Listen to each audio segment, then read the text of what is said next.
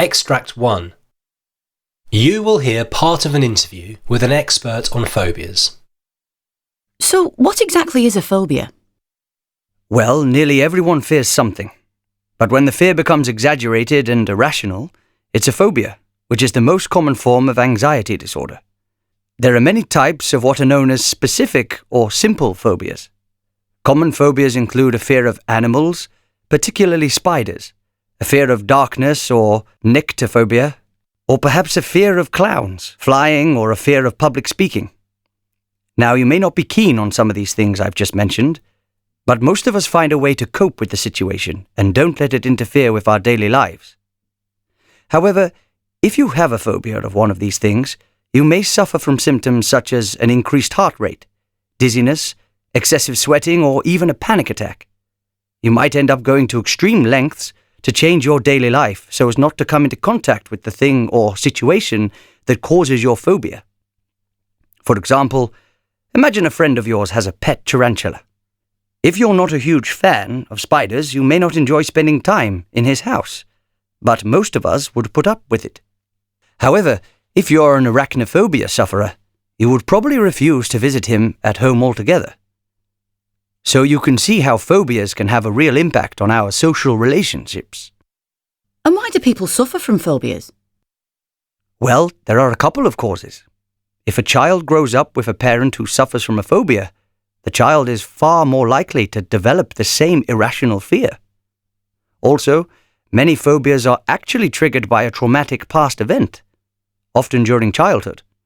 So perhaps an encounter with a vicious dog or falling into a swimming pool and nearly drowning as a child could feasibly develop into cynophobia, a fear of dogs, or aquaphobia, a fear of water. Extract 2. Listen to part of a radio programme in which someone is talking about why people like to feel scared. There are many of us out there who actually enjoy the sensation of feeling scared to death on a roller coaster or delight in sitting on the edge of your seat during a horror movie. And Jan, you can explain to us why this is the case. Yes, that's right.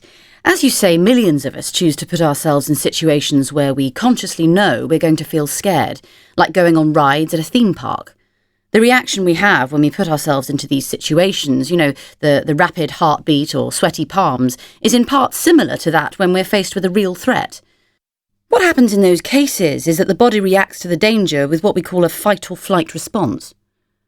So when the body detects real danger, it closes off any non-essential systems, such as critical thought, and reacts with automatic responses which enable us to either put up a fight or run away. We get a sudden huge rush of energy, and at the same time the body is flooded with chemicals which protect us from feeling pain. The difference between a situation of real danger and being on a theme park ride is the context. So although we feel a certain sense of fear, we know deep down that the situation does not really pose a true threat, and so this energy and lack of pain without any real danger allow us to experience a sense of euphoria or an adrenaline rush, which explains why we are able to scream and giggle in quick succession. Extract 3. You will hear some people talking about their fears and phobias. So, have you got any phobias, Liz? I'm not sure if I'd call it a phobia as such, but I absolutely hate needles and injections. Even the thought of them makes me feel queasy. When I have to have a blood test, I can't bring myself to watch, and I feel faint and dizzy, and if I'm watching TV and there's a scene with someone injecting themselves, I can't watch. I think it started when I was little, when I went to the doctor with my mum and my big sister. The doctor gave my sister an injection and I was watching. I started to feel faint and I passed out on the floor of the doctor's office.